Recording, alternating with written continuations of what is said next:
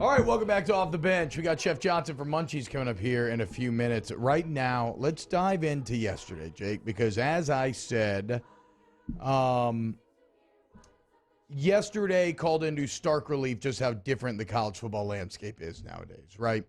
With recruiting classes being fueled by huge NIL deals. Yep.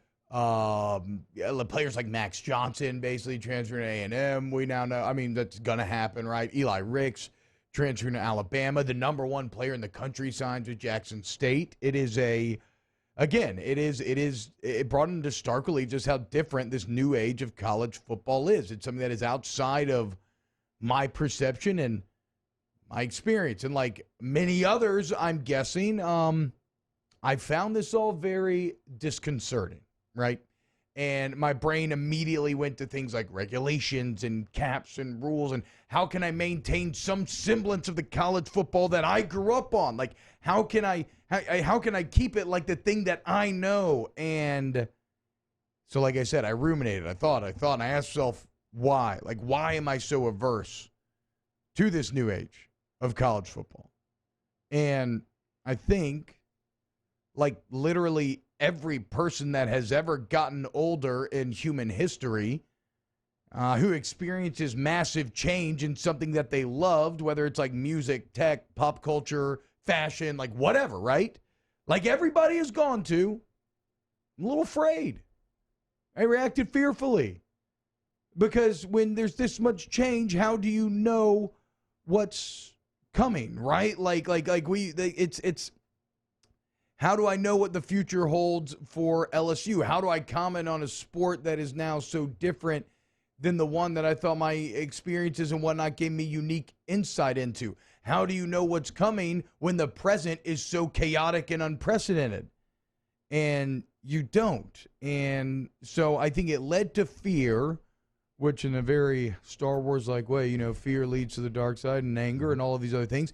And so even when you see people getting angry about it, I do believe that like the root of all of this is fear because it's unknown and it's something that you're not used to. And as I finally recognized that fact, and then as I saw the Travis Hunter video, so that's the number one recruit that left FSU, going to Jack State, going to Coach Prime, and I watched that video, and I watch just how hyped that crowd is, how hyped he is. And I know that as he puts on that hat, he is gaining life-changing money. And look, there's rumors about Barstool deals and all of that, and all of that will come. There's Georgia laws that prohibit him from signing deals right now. There's Mississippi laws that prohibit him from signing deals. I imagine there's some handshake agreements in place. Time will tell.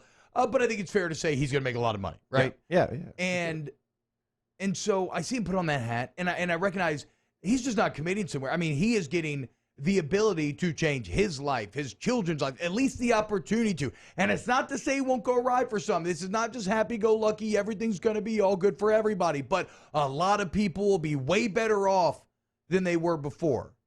And so I start measuring that against my fear, and I'm like, well, what the hell am I so afraid of, dude? I don't know what the future holds. I don't know if the market will correct itself. We could talk about all of that. But the bottom line is, like, in light of these kids getting these opportunities, none of my fear matters. It is what it is. I'm along for the ride. I'm fascinated to see. And if you're angry, and you're like, I'm not afraid, I'm angry. Well, that's fine. But yeah. I think this, last thing I'll say is I think this Bomani Jones tweet basically says what's been at the edge of my perception that I've been kind of reaching for and not finding. He says, by the way, all the fuddy-duddy saying it's about to be chaos in college football are all 100% correct. But there was plenty of time to plan for the new world order, and the powers that be did not. Oh, well. And that's true, man. Look, a lot of this has been happening. Now it's just, you can say it in the public eye. Mm-hmm. Jimbo Fisher yesterday went on the Paul Feinbaum show, and he had a quote. There was a lot of NIL deals going on before all this was going on. They just weren't legal. No one told nobody. He was laughing as he said it. Exactly. That is the head coach who just had the #1 class in America said that on national TV. Yeah. Like, they've been going on.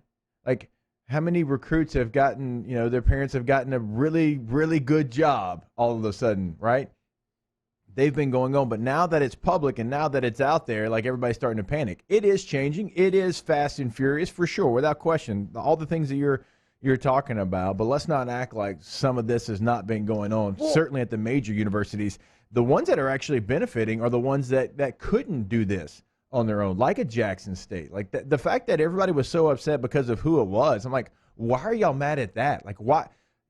So only blue bloods are allowed to have deals like this? Jackson State can't have a deal like this? They can't go out there and they can't have all of this positive momentum for their program? Like, why? That's one of the dumbest things I've ever heard. Yeah, I mean, and okay, so I think two things. I do think that, yes, the change is probably not as extreme as some like myself are even believing, because some of this did go on, but I do think it's still very significant. I mean, it's not a one-to-one thing where now it just went from being in the shadows to in the light. Like, the deals are bigger, there's more of them. Like you said, it's more open to different avenues now that maybe were closed before. So I do think it is still massive change. The other thing that I'm seeing with the Jackson State thing, a take that I don't know if I agree with, is like that, oh, see, look, I thought only the haves were going to benefit from NIL. And look at this, Jackson State got the number one player in the country.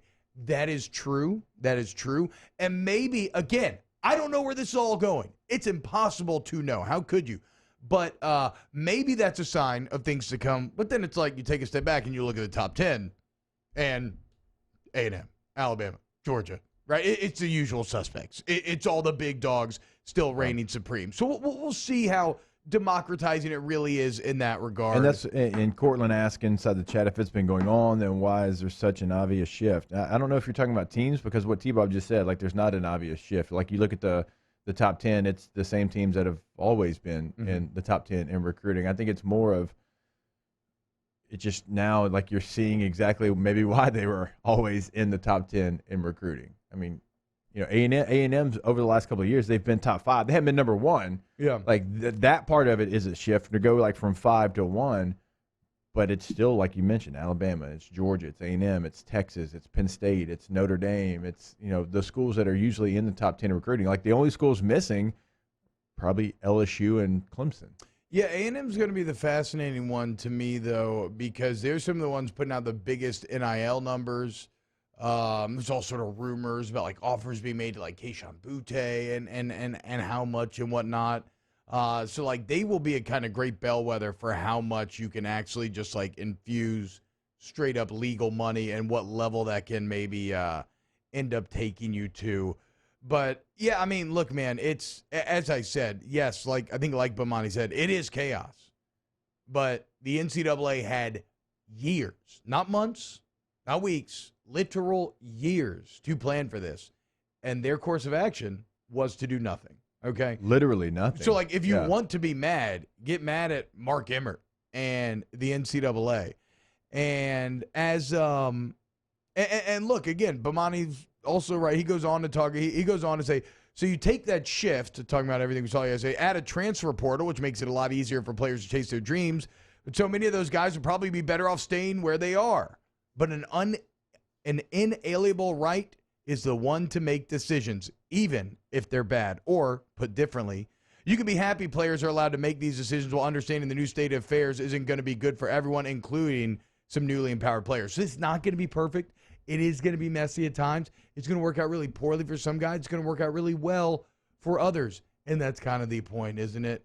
This is just the new reality of college football. Life changes, music changes, fashion changes, the world changes. College football, while Jake said for years it felt like maybe it was immune to such things, it's not. And you just got to accept that. And it's going to be fun. It's going to be a hell of a ride watching it all play out. And you know what? Sometimes you're going to get burned. Eli Ricks is going to leave you. Sometimes you're going to burn somebody and you're going to take someone they don't want to lose. And that's just the way the road bumps. So, and look, again, you have, because obviously 95% of our audience is LSU fans, you have a university and an athletic department that is willing to try to keep up with any changes that might happen. They're trying to keep up with whatever the new thing is in college football, like the NIL issue. Like, they are trying to do everything they can. And I realize dollars and cents, when you start to break it down, who has what money and who doesn't have what money. And obviously that's a conversation that we can see how that plays out. But LSU is a place that is going to do their damnedest to keep up with whatever school they have to. Yeah. Yeah. Well, I want to recircle that. We're gonna circle back around to that later. Right now, let's take a little break. Eat some good Christmas food. Do a little munchies with Chef Michael Johnson. Keep it locked.